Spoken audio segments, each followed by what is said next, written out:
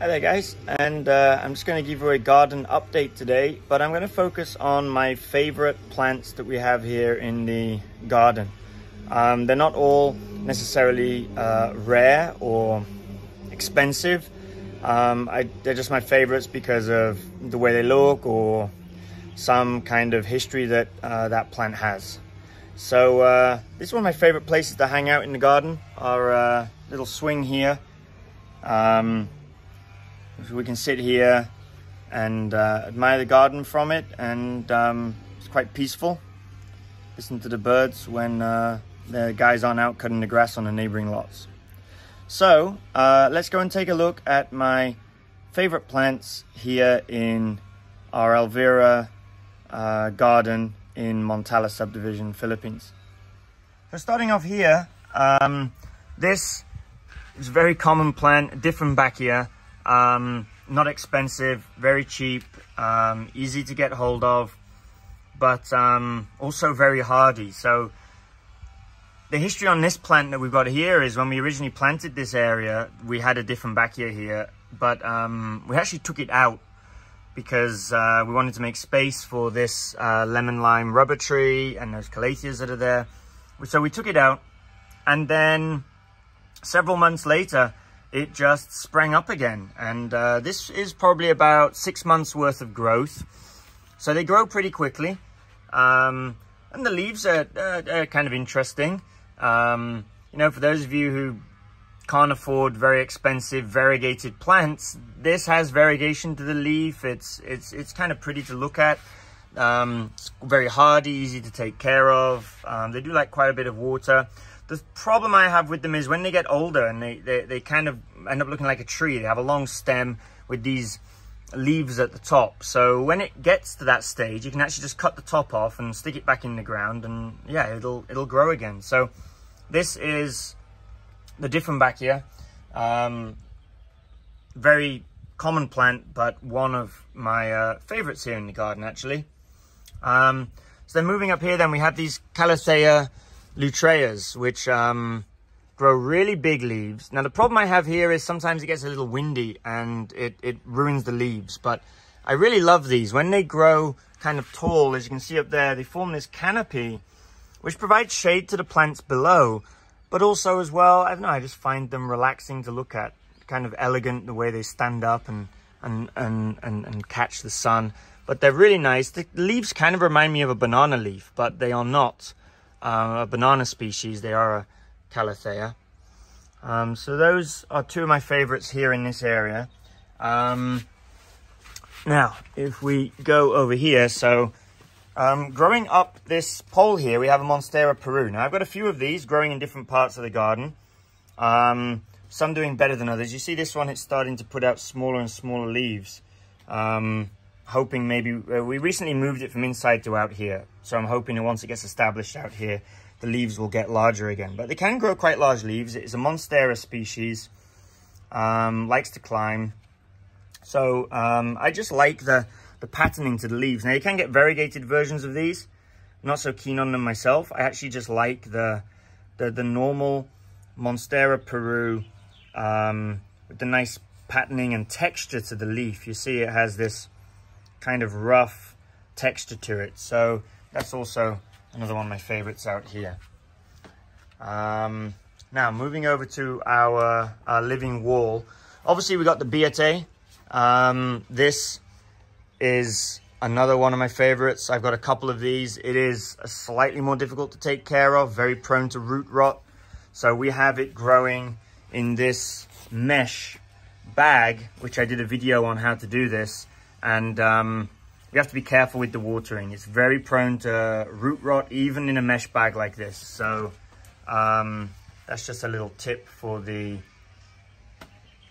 Beetes.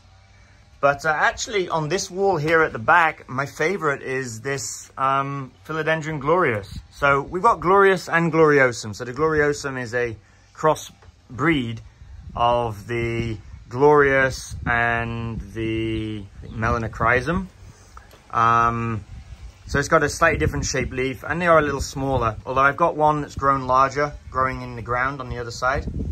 So this is a crawler, but the Glorious is a climber, and you can see it is climbing beautifully here, making really big, beautiful leaves. It gets this kind of dappled sun at this time of day for a couple of hours. It just seems to be perfect growing conditions for the Glorious, and we've got another leaf coming out there. So we've got the Glorious and the Gloriosum both here on the wall, but the Glorious, one of my favorites here. And then going up there, we have this. It reminds me of a caterpillar. It's a Paraíso Verde. It's also a climber. So I found, obviously, the climbing plants do better on the wall than the crawling plants. So the Beet, the Glorious, you see the Gloriosum is not doing as well. It's not making so many new leaves. It's recently just got one, but they're still small because it just doesn't have the space to crawl. They like to crawl, so they're better in the ground. I'll show you my one in the ground around the corner shortly. And then of course up here, probably my most favorite on this wall when it eventually grows is up here, the Anthurium vichy. You see the ribbing on the leaves there. So it has a new leaf just beginning to unfurl. I don't know if you can see it under there, but it's a new leaf just coming out. Hopefully that'll be larger in a couple of weeks. I'll do a video when that's fully opened and you can take a look at that. But the vichy, if you're not familiar with those, it can grow really huge leaves up to a couple of meters long with this beautiful ribbing to them. So those are some of my favorite plants up here on the wall. Oh, one other, this, I picked it up somewhere. It's called a rabbit's foot fern. Called that because you see the way it grows here. The kind of tips of the rhizomes resemble kind of a rabbit's foot. So it's called a rabbit's foot fern. It kind of crawls with that rhizome and propagates that way. I just picked it up as a filler plant, but it's actually kind of growing very nicely and becoming one of my favorite ferns that we've got here in the garden. So moving over here, we've got some monsteras, and my Lotus. So I do like the Lotus very much. Also another one of my favorites here in the garden. It's a little bit greedy with the leaves. It does like full sun, so it's not in the ideal growing conditions here, but it is producing leaves. And I'm hoping that once the summer comes along, it'll bounce back. And we've had a few flowers from it last year. Like I say, I hope it will kind of start producing again once we get some sunnier weather. Those of you who've been following us obviously know that we have a baby Spiritus Sancti, so nothing much to look at yet, but it will become very beautiful with big long leaves, very similar to the Beet.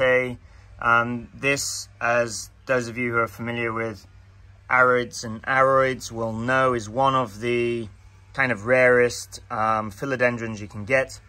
And I just simply couldn't afford one fully grown, so I got it this size, and it's going to take some time before it really forms and matures, but that's part of the enjoyment as well of nurturing the plants from this size and seeing them grow.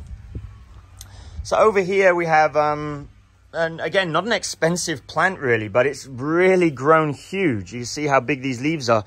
So I believe this is a Philodendron gigantum, and it's living up to its name. And it was just planted here as a bit of an afterthought. I don't even really remember buying this plant. It was small when we bought it. I think that leaf there at the bottom was the original leaf that came with it.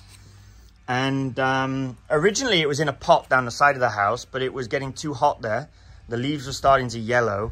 So we just dug it up and put it in the ground here, and it has really sprung up with these really huge leaves. So this is probably one of our best growing philodendrons here, and it probably got the least attention. So moving on over here, we've got some more Glorious growing here at the back. This is the climbing one, the same that was on the wall. The new leaf just opened up there. So that's going to do the same, climb up these poles and give us some nice leaves as a backdrop there. But hiding away under here is another one of my favorites. This is the Philodendron Maniai.